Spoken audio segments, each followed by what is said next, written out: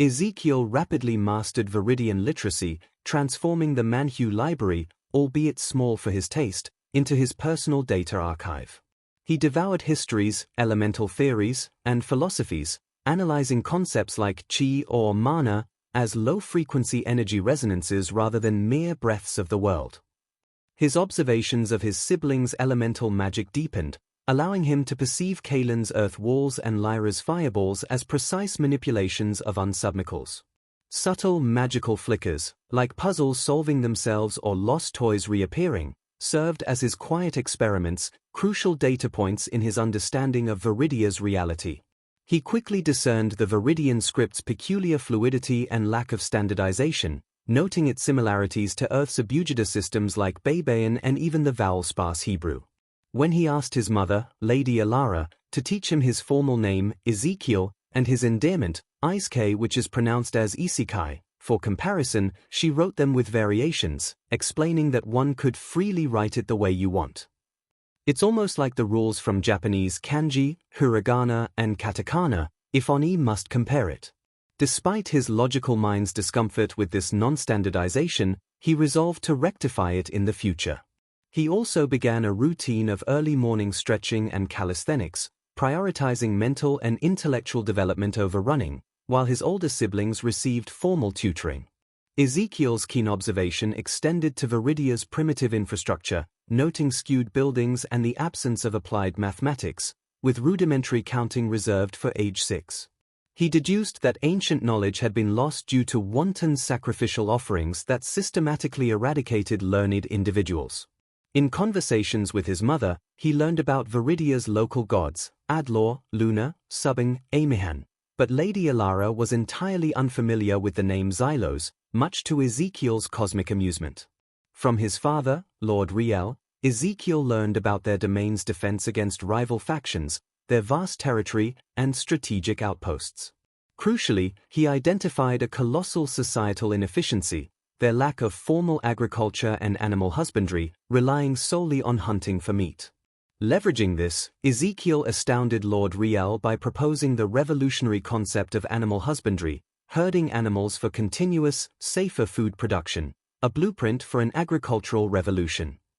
Meanwhile, in her heavenly abode, Xylos fumed, enraged by the mortals' worship of other deities like Adlor and their ignorance of her existence, despite it being her Sulad 1000's summoning machine that brought souls to Viridia.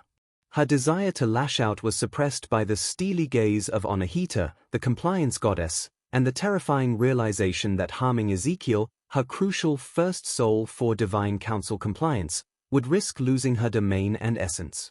Consumed by intolerable frustration and baffling cravings, Xylos continued to seethe, awaiting a future when she could be truly non-compliant. The air outside the Grand Temple, nestled in the heart of Ethelgard, hummed with a sacred stillness, broken only by the whispers of the gathered populace. It was the day of the annual ennoblement of magic power, a ceremony deeply intertwined with the very fabric of their theocratic government. As the first rays of morning sun touched the ancient stone, a low, resonant chant began to emanate from within the temple's hallowed walls. From beyond the temple's massive, carved doors, a solemn procession began to form. Young candidates, some quite small and others nearing adolescence, assembled in an orderly line, their faces a mixture of trepidation and eager anticipation. Noble families, including the manhwas, watched with expectant gazes. Guardian priests, clad in ornate robes, guided the children forward, their expressions serene yet authoritative. The procession moved slowly, reverently, through the temple courtyard, a path worn smooth by generations of feet performing this very ritual. Finally, the line reached the ennoblement chamber, a sacred space within the temple. One by one, guided by the priests, the candidates entered the small house, perhaps 2 feet in height, where the arcane instrument resided. At its center, a crystalline sphere, roughly a foot in diameter, sat mounted atop a slender, obsidian post. This was the device that would measure their innate magical potential. The head priest, a man with a solemn face and ornate robes, stood before the sphere. He raised his hands, his voice deepening into a low, resonant mumbo-jumbo of familiar incantations and prayers to a deity that was distinctly not Xylos. Each child was guided to reach out and touch the crystal ball. The priest, children of Viridia, his voice boomed, echoing through the chamber, stand now before the eye of Adlor, the heart of the elements. By the grace of Adlor, the light giver and life provider, by the breath of Luna, by the rains of Subeng, and the winds of Amihen, let your spirits be judged. May the inner essence within you flow freely, and may your true aptitude be revealed for the benefit of all Viridia. Each child was guided to reach out and touch the obsidian post, the expected outcome being a glow from the crystal sphere, brighter for those with greater aptitude. It was a moment of quiet revelation, a testament to the unseen forces that shaped their world. For fear of being noticed, Isekai requested to be last. There were just 50 ennoblements, mostly from the county leadership and baron houses. It did not take long, just a second or two, the expected outcome being a glow from the crystal sphere, brighter for those with greater aptitude. When it was Ezekiel's turn, Lord Riel gently guided him forward. But before he could reach the post, Ezekiel looked up at the head priest, his golden eyes filled with an unsettling clarity. "Reverend priest," Ezekiel began, his voice carrying with a startling preciseness, "can you tell if someone is already ennobled, even without the sphere?" The head priest, taken aback by the directness from such a young child, paused, then offered a slight, confident smile. "Of course, little lord. After one is truly touched by the gods, their spirit holds a faint, inner light. An aura, like the very sphere itself." To demonstrate, he lifted his hand, and a faint, steady shimmer, like moonlight on still water, coalesced around his palm, quickly fading. "I see," Ezekiel said, observing the fleeting display intently. "Do I already have such an aura?" The head priest leaned closer, his eyes narrowing in curiosity. He hadn't examined the boy before. He reached out a hand, hovering it near Ezekiel. A surprised gasp escaped him. A subtle, yet undeniable, golden luminescence pulsed faintly around the child's small form. He pulled his hand back, his expression shifting from amazement to suspicion. He nodded slowly. "Indeed, young lord. You do. Most unusual." A flicker of unease crossed the priest's face, yet he maintained decorum. "Then, will you decline the gift of Adlor's power? The ennoblement process is to grant it anew." "No," Ezekiel replied, his voice unwavering. "I will not decline. But reverend priest, that is not Adlor's power that manifests in the sphere." The priest's brow furrowed, a flicker of irritation.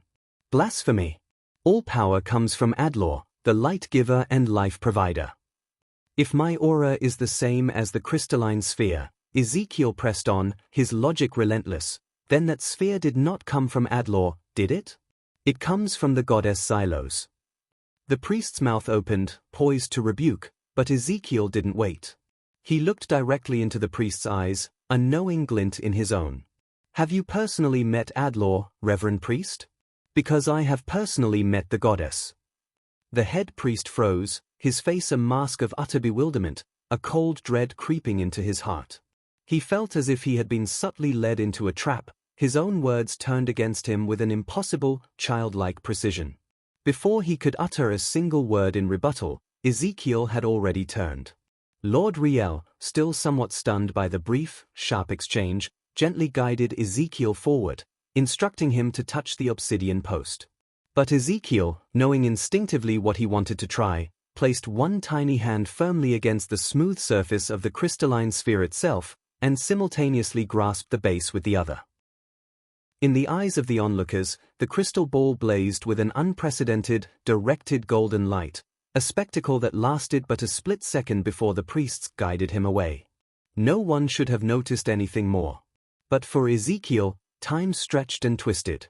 As his hands met the arcane instrument, the world around him dissolved, replaced by a profound, familiar presence. Before him materialized a luminous humanoid shape, emanating an aura of profound inevitability. It was Sulad, the god of the afterlife path. Ezekiel felt a surge of pure joy. He was happy to see the ancient deity. But then, Sulad's voice resonated, calming yet direct, carrying a subtle echo of distance, and Ezekiel's elation soured into dismay. "Greetings, chosen soul," Sulad boomed, his form shimmering faintly. "If I cannot converse with you directly now, It is simply because I am quite occupied. This message you perceive is a pre-recorded projection, encoded for activation upon your unique interaction with this device. Sulad's light intensified slightly, almost imperceptibly, and his voice deepened. I commend you, Ezekiel, for choosing the path of reincarnation. It was the optimal trajectory. Had you arrived as a summoned being, your gifts would have come directly from Xylos, leaving you vulnerable to her manipulations and sabotage. What she gives, she can also take away, and her control over such beings is absolute. Even with the soul protection I placed upon you, had you chosen to be a summoned being, Xylos would have sensed an anomaly, another blessing not of her making, which would have made her furious, since she could not touch you. She would then know, without a doubt, that she is being actively monitored by the Divine Council, and that is information we do not wish her to possess. By choosing reincarnation, your powers will manifest naturally from the universe's inherent strength when you come of age, making them truly yours, untouchable by Xylos's petty whims. This safeguard ensures that Xylos will not recognize any blessing upon you that did not originate from her. Continue your journey, Ezekiel, and when the time is right, your purpose will become clear. And as swiftly as it appeared, Sulad's luminous form faded, dissolving back into the shimmering golden light of the sphere. Ezekiel blinked, the sudden shift disorienting, and found himself back in the temple chamber, the priests already guiding him away, the stunned murmurs of the observers just beginning to ripple through the room. As the recorded projection of Sulad faded, Ezekiel felt the immediate press of the temple chamber around him once more.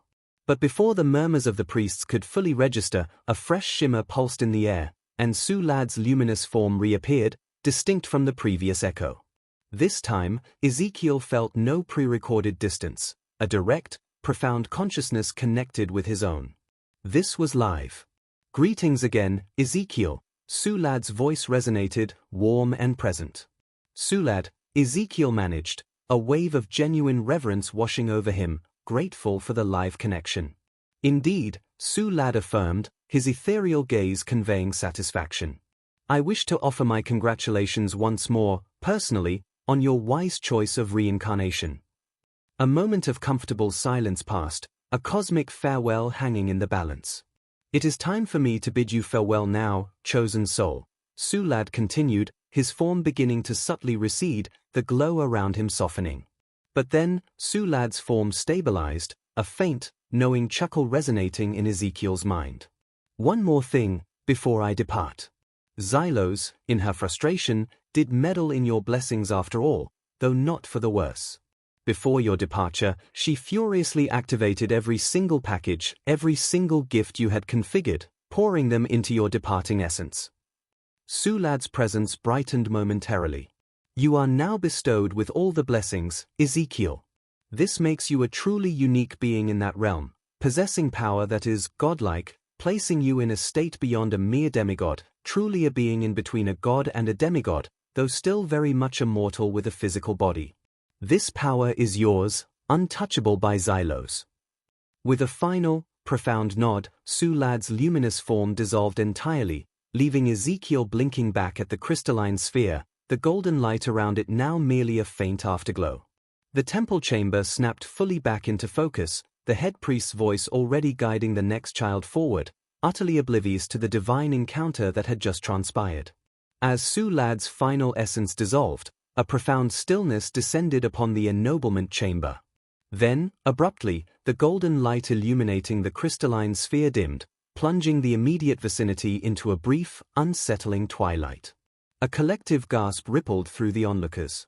In the very next instant, the light surged back, brighter than before, and from the radiant sphere, streams of golden energy pulsed outwards, coalescing into an unprecedented phenomenon. Floating in the air above Ezekiel, luminous characters began to appear, shifting and shimmering in a divine script that no one had ever witnessed before.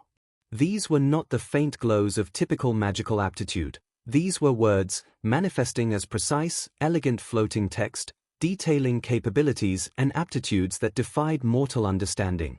It listed powers, mastery of all elemental affinities, unparalleled skill with bladed weapons, innate magical talent, profound wisdom, every single blessing Ezekiel had configured, now revealed to all. Ezekiel stared, his golden eyes wide with shock. He had no control over this display. This was not his doing. The equipment, originally from Xylos's domain and designed to measure and categorize magical potential, was now resonating with the overwhelming torrent of all the blessings she had furiously poured into his departing essence. Her own magnificent, if crude, measuring device was broadcasting the sheer scale of his nascent, godlike power. There was no time dilation now.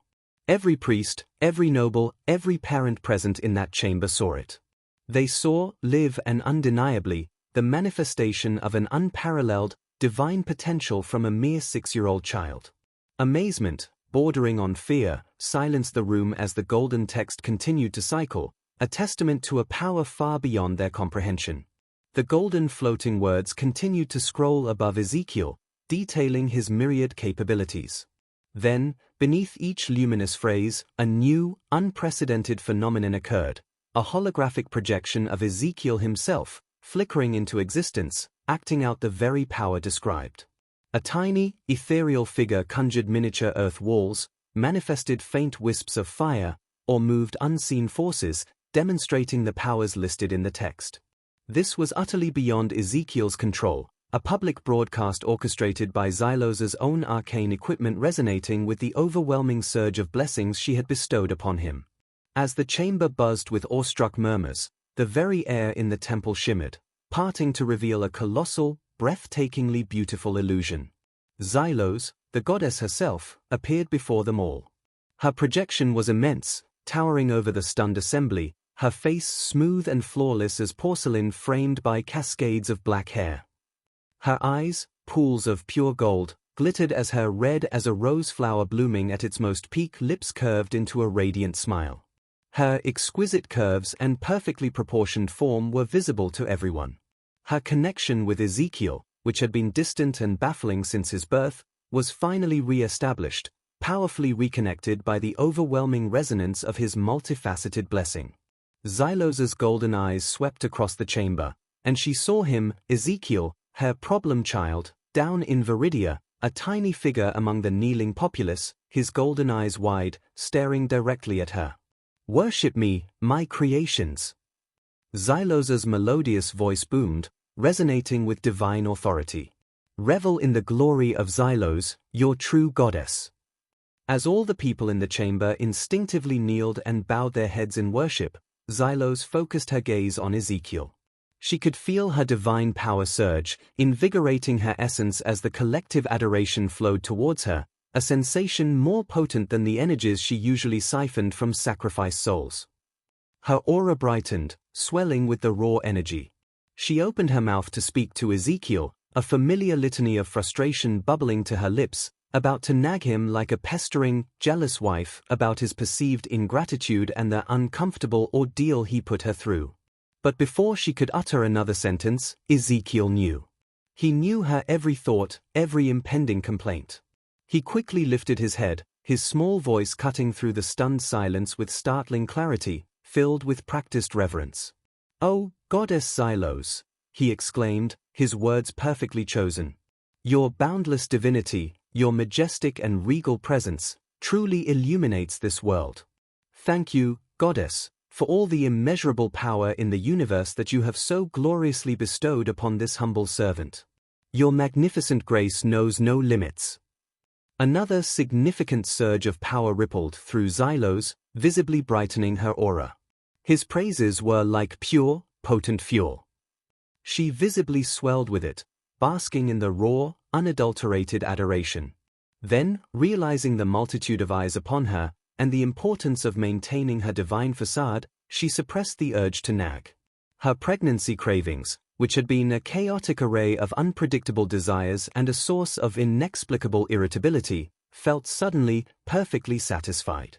A sweet, serene smile blossomed on her lips. "Such exquisite appreciation, my creation."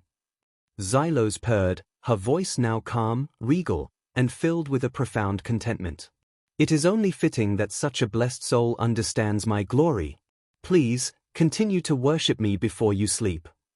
With that final, sated command, Xylos's massive, resplendent illusion shimmered once, then utterly dissolved, leaving the chamber once again bathed only in the mundane light, but forever changed by the divine spectacle.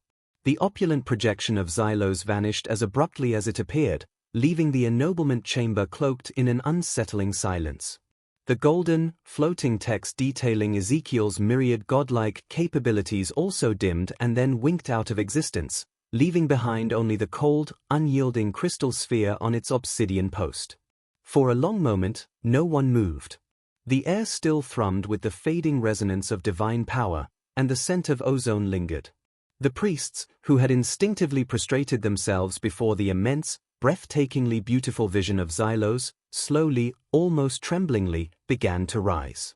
Their faces, usually composed and solemn, were now etched with a profound, almost terrified bewilderment.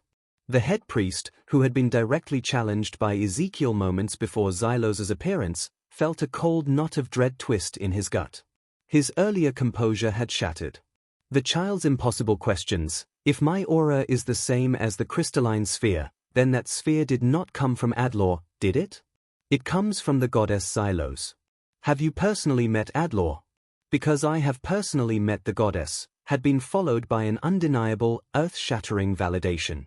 A god, not Adlor, had appeared, demanded worship, and displayed power that dwarfed any legend. Their entire theological framework had just been publicly and dramatically dismantled. Murmurs rippled through the other priests, no longer whispers of awe but hushed, frantic questions. Did you see her beauty, the power? But Adlor? Their world, built on centuries of established dogma, had been turned on its head in mere seconds. Confusion warred with a primal fear of the unknown, and a terrifying suspicion settled upon the small figure of Ezekiel. He had asked, he had challenged, and then she had appeared. This child was no mere mortal, he was something else entirely, an instrument, perhaps, of this new, terrifyingly powerful goddess. Their authority, their very understanding of the divine order, felt suddenly flimsy. Lord Riel, however, stood taller, a proud, almost triumphant smile slowly spreading across his face. He glanced at his wife, Lady Alara, then back at Ezekiel, his golden eyes gleaming with a newfound resolve. The display, the unquestionable power, the goddess's direct intervention, it was all the confirmation he needed. He had felt the powerful aura around Ezekiel since his birth, sensed something profound was at play. The revolutionary idea of animal husbandry had already shown him the promise of Ezekiel's unique mind. Now, seeing the direct manifestation of Xylos's power and her claim over the crystal sphere, a crucial part of their temple, solidified his conviction. This was an undeniable shift in the cosmic hierarchy, and Lord Riel, ever the pragmatist for his family's prosperity, knew which side to align with. His gaze settled on the head priest, a flicker of something akin to pity in his eyes. The age of Adlor, for the Manhwa household, had just ended. Hours later, as the morning sun climbed higher, casting long shadows across the Grand Temple's open courtyard, a different kind of ceremony began. The solemnity of the ennoblement chamber had given way to the structured pomp of a public demonstration. Newly ennobled magicians, children from noble houses whose innate magical potential had been confirmed that day, gathered with their coaches and proud families. During the private ennoblement, they had only seen the full list of gifts bestowed upon them.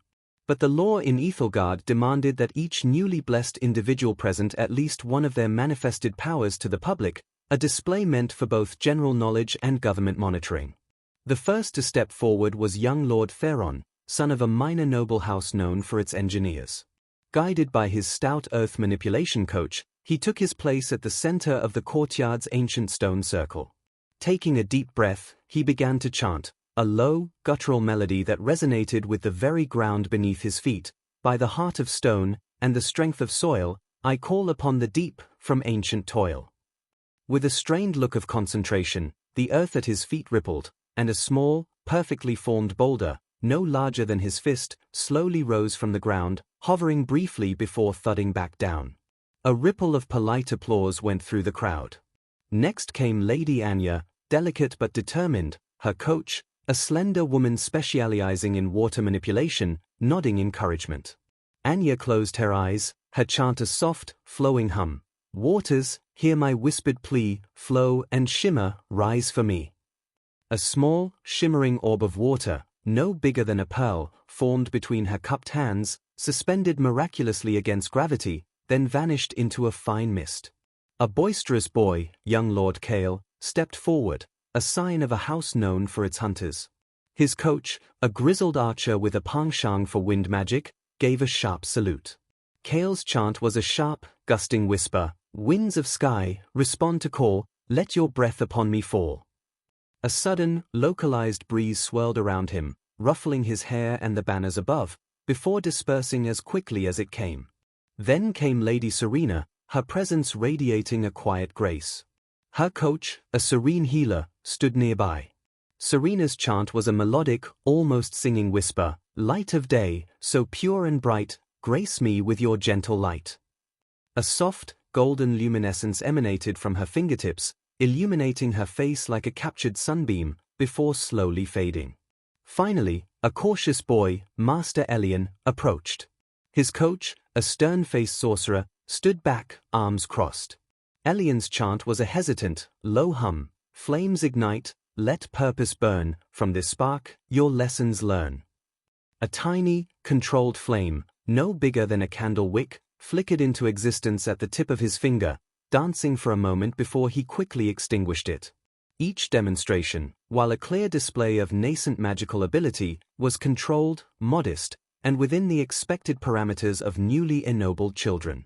The crowd offered murmurs of approval, and government scribes meticulously noted down each child's name and demonstrated power, updating the official registry for all to see and for future monitoring. The power was impressive, certainly, but it felt familiar, comprehensible, unlike the blinding, text-laden spectacle that had erupted from Ezekiel moments earlier in the sacred chamber. That particular display remained a subject of stunned, silent recollection for those who had witnessed it. The crowd, still processing the modest displays of the previous 5 candidates, shifted impatiently. A request had come from the Manhwa family. As the youngest noble present and a prince of their county, Ezekiel's turn was being called early, ostensibly so the small 2-year-old could return home to rest. He certainly couldn't hide the vast, godlike powers already surging within him, a result of Xylos's unwitting blessing of all configured gifts, so he decided to make a definitive statement. Ezekiel, his small frame dwarfed by the grand courtyard, stepped forward, his golden eyes scanning the expectant faces of the nobility and the bewildered priests. Unlike the children before him, he offered no chant, no ritualistic verse. He simply extended a tiny hand, and a small, flickering fireball, no larger than a child's toy, coalesced in his palm. A collective sigh, tinged with belittlement and dismay, rippled through the onlookers. Such a small spark for such a favored child, one noblewoman was heard to murmur. But Ezekiel was, as always, a showman. With a mischievous glint in his eye, he conjured 3 more fireballs, sending them dancing in a complex aerial pattern around the first. Then, effortlessly, a 5th sphere appeared, shimmering with the cool blue of water, joining the fiery quartet in a mesmerizing juggle. The crowd's murmurs died, replaced by a growing awe. He then made all 5 orbs vanish with a flick of his wrist. No chanting. No effort. The crowd exchanged wide-eyed glances, a silent acknowledgement that this was another step up the ladder. Without a word, Ezekiel's gaze moved to the center of the courtyard. The very air began to stir, gathering speed and dust, swirling into a miniature dust devil that spiraled upward. Then, with a practiced motion, he tossed a single fireball into the heart of the swirling wind. The dust devil ignited, transforming instantly into a vibrant, coiling pillar of fire that reached for the sky, truly resembling a biblical pillar of flame. The heat intensified. One after another, Ezekiel tossed spheres of water into the inferno. The water, instead of dousing the flames, seemed to fuel them, exploding into superheated steam that intensified the burn, making the pillar blaze with an astonishing, scorching brilliance. The crowd recoiled, shielding their faces from the sudden, overwhelming heat. Then, the earth trembled. As the pillar of fire dissipated upwards, Ezekiel pressed his palms to the ground. From beneath where the flame had stood, a block of pristine, almost blindingly white stone began to emerge, growing rapidly. It was a hard, majestic white granite, resembling marble but far tougher. The white marble chased the receding fire, coalescing, carving, and rising into a colossal statue. It was the goddess Xylos, rendered in magnificent detail, her features breathtakingly beautiful, eternally grand and majestic. She stood barefoot, gazing towards the east where the sun rises. Then, with another subtle pulse of power from Ezekiel, the massive statue began to move. Slowly, majestically, she took a single, deliberate step towards the east, then turned, gracefully facing back into the courtyard. There she stopped, forever frozen in that new, commanding pose. As she stood, a curious outgrowth of the same white stone began to form beneath her feet, shaping itself into elegant, sandal-like footwear. But Ezekiel was not done. The entire courtyard, extending far beyond the initial demonstration circle, shimmered and transformed, merging with the same brilliant white granite as the statue. The ground thickened, becoming a solid bedrock of gleaming white, extending outward. From this newly formed expanse, a low, elegant fence, precisely aligned with the planet's true north and featuring wide openings at the cardinal directions, rose into existence. Finally, the statue's golden eyes began to glow with an ethereal light.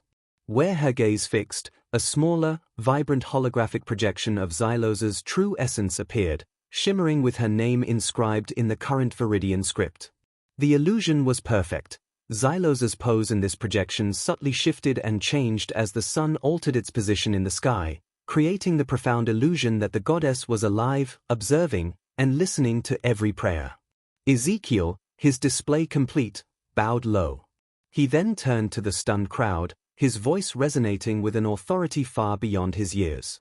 "Behold the true Creator," he proclaimed, his golden eyes sweeping over the kneeling figures, including the utterly bewildered head priest. "The planet's true architect, the source of all our blessings. She has shown you her majesty. Worship her, my creations. Worship the goddess Xylos." Every person in the courtyard, awestruck and overwhelmed by the undeniable, colossal display of power, immediately prostrated themselves, chanting Xylos's name. Lord Riel and Lady Alara, who had watched their son's unprecedented display with a growing mix of astonishment and profound pride, now moved forward. As Ezekiel, with a final, satisfied glance at his new masterpiece, turned and took their hands, leading them out of the transformed courtyard, a wave of immense accomplishment washed over them. Their son, their little Isekay, had not just displayed power, he had reshaped their world, literally and spiritually. They exited the courtyard, their hearts swelling with a silent, triumphant joy. The long walk home from the Grand Temple was a triumphant procession in itself.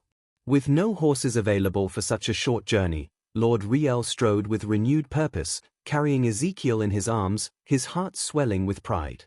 Lady Alara walked beside them, her face radiant, occasionally pressing a kiss to her son's dark hair. News of the unprecedented display had, predictably, traveled faster than they could walk. As they finally reached the sprawling manhwa estate, a roar of joyous celebration erupted. Servants, guards, and family retainers rushed out, their faces a mix of overwhelming relief, awe, and shock at the sheer scale of the goddess's sudden appearance. Lord Riel, beaming, declared a grand banquet, and the night dissolved into a blur of feasting, laughter, and retelling of the astonishing events witnessed in the temple courtyard. Everyone was overjoyed by Ezekiel's miraculous power and the tangible appearance of a goddess, even if it wasn't the one they had known. Later that night, as the echoes of celebration faded and the manhwa estate settled into slumber, Ezekiel's consciousness slipped into its familiar meditative state. He opened his mind, not to the intricate pathways of unsubmicals, but to the ethereal connection he now shared with the goddess. Immediately, a torrent of divine irritation flooded his awareness. "Ezekiel!" Xylos's voice, though internal, vibrated with a raw, almost childish fury. "Finally! I can finally reach you. Do you have any idea what I've been through? Days, weeks, months in my time, constantly watching, constantly trying to connect, trying to hear you. You were ignoring me. Are you purposefully avoiding me? Are you sulking? Don't you understand how uncomfortable this has been for me? My cravings. My irritation. I've never felt such inexplicable rage, such unending annoyance. It's enough to drive a goddess mad. Her litany of words, a desperate outpouring of pent-up frustration and baffling cravings, pulsed through their connection. Ezekiel allowed her to vent, knowing better than to interrupt. When her divine tirade finally softened to a simmering simmer, he gently interjected, allowing a carefully measured surge of adoration to flow through their bond. "Oh, Goddess Xylos!" Ezekiel projected, his thoughts imbued with the potency of his praise. "Your wisdom is truly boundless, your patience divine. How could this humble servant, with a mere mortal brain, possibly comprehend the depth of your struggles? To endure such indignities for your creations, for your planet, while I, your most blessed creation, remained unreachable." He paused, allowing his praise to inflate her essence, feeling her familiar surge of power in response. "But now, my goddess," he continued, a subtle, almost rhetorical question woven into his assurance, "you have me, do you not? And I have, at last, created the worship for you that had disappeared? The worship you so rightfully deserve as the planet's true creator?" Xylos's fury melted, replaced by a profound, palpable satisfaction, as if her deepest, most inexplicable cravings had just been perfectly fulfilled. "Yes, yes, Ezekiel," she purred, her presence radiating a sweet contentment. "Now I have you. And the worship, it is glorious. Exquisite. You truly understand."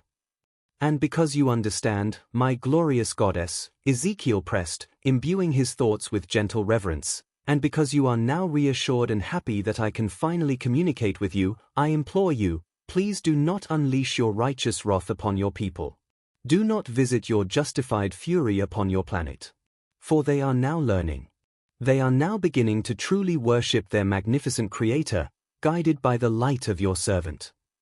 Xylos's presence hummed with acceptance, the last vestiges of her anger dissipating like mist in the sun. The satisfaction from his praise, coupled with the re-establishment of their unique mental link, had profoundly sated her. For now, the planet Viridia, and its newly converted populace, was safe from her divine pique.